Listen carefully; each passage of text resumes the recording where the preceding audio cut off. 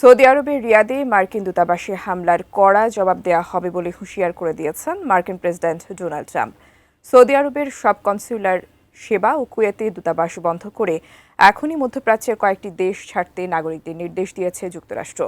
এদিকে ইসরায়েলের প্রধানমন্ত্রী বেনিয়ামিন নেতানিয়াহু বলেছেন, চিরকাল যুদ্ধ চালানোর মতো অস্ত্র যুক্তরাষ্ট্রের কাছে থাকলেও এই যুদ্ধ অনন্তকাল চলবে না। বিস্তারিত ডেস্ক রিপোর্টে। সৌদি আরবের রাজধানী রিয়াদে মার্কিন দূতাবাসে ইরানের ড্রোন হামলার ঘটনার কড়া প্রতিক্রিয়া ব্যক্ত করেছেন মার্কিন প্রেসিডেন্ট ডোনাল্ড ট্রাম্প। যুক্তরাষ্ট্র খুব শিগগিরই বড় ধরনের পাল্টা পদক্ষেপ নিতে যাচ্ছে বলে হুঁশিয়ারি দিয়েছেন তিনি।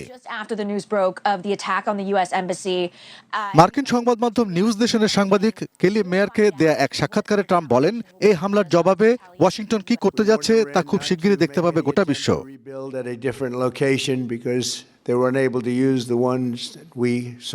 সামাজিক যোগাযোগ মাধ্যম ট্রুথ সোশ্যালে দেওয়া এক পোস্টে ট্রাম্প দাবি করেন, যুক্তরাষ্ট্রের কাছে মাঝারি ও মাঝারি থেকে কিছুটা উন্নত মানের যেসব সামরিক রসদ মজুদ রয়েছে, শুধু তা দিয়েই চিরকাল যুদ্ধ চালিয়ে যাওয়া সম্ভব। তবে ইসরায়েলের প্রধানমন্ত্রী বেনিয়ামিন নেতানিয়াহু ফক্স নিউজকে দিয়ে এক সাক্ষাৎকারে বলেছেন, ইরানের বিরুদ্ধে যুক্তরাষ্ট্র ও ইসরায়েলের হামলাকে কেন্দ্র করে মধ্যপ্রাচ্যে ছড়িয়ে পড়া যুদ্ধ অনন্তকাল ধরে চলবে না। উন্নত মানের কাঁচামাল, আরআইএল অ্যাঙ্গেল এন্ড চ্যানেল। এখন কাঠের দিন শেষ, আরআইএল এর বাংলাদেশ। দূতাবাসে হামলার পর সৌদি আরবে অবস্থিত মার্কিন মিশনগুলোতে সব কনসুলার সেবা বাতিল করেছে যুক্তরাষ্ট্র। এক বিবৃতিতে পরবর্তী নির্দেশ না দেওয়া পর্যন্ত দূতাবাস এড়িয়ে চলার পরামর্শ দেওয়া হয়েছে। এদিকে পরবর্তী নির্দেশনা না দেওয়া পর্যন্ত কুয়েতেও মার্কিন দূতাবাস বন্ধ ঘোষণা করা হয়েছে। চলমান সংঘাতের প্রেক্ষাপটে মার্কিনীদের এখনই মধ্যপ্রাচ্যের কয়েক দেশ ছাড়তে বলেছে যুক্তরাষ্ট্রের পররাষ্ট্র দপ্তর। দেশগুলো হলো বাহরাইন, মিশর, ইরান, ইরাক, ইসরায়েল, ফিলিস্তিনের পশ্চিম তীর ও Gaza, Jordan, Kuwait, Lebanon, Oman, Qatar, Saudi Arab, Syria, সংযুক্ত আরব আমিরাত ও ইয়েমেন।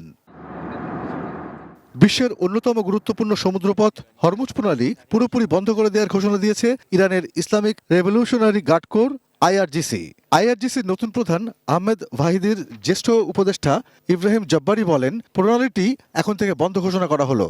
কোনো জাহাজ এটি পার হওয়ার চেষ্টা করলে বিপ্লবী গার্ড ও নৌবাহিনী সদস্যরা সেটি পুড়িয়ে দেবে। এদিকে মঙ্গলবার লেবাননের বৈরুতে নতুন করে হামলা চালিয়েছে ইসরায়েলি বাহিনী। হামলার পর ঘটনাস্থলের ভিডিও প্রকাশ করেছে তারা। Arpan Maitra, desk report, ATN news.